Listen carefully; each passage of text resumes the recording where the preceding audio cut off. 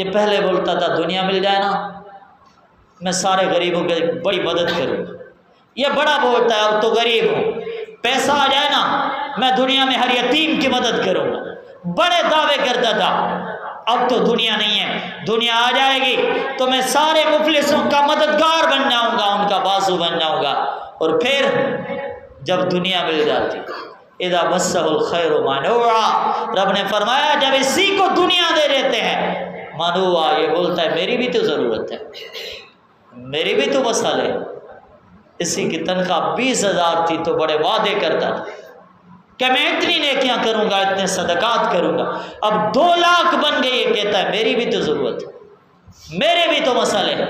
मस्सहुल खैरु मनुआ, दुनिया मिल जाती है तो दुनिया पे सांप बन जाता है और फिर कहता है मेरी भी ज़रूरतें हैं। अल्लाह के बंदो आओ, मैंने और आपने रब के लिए बड़े इम्तिहान देने।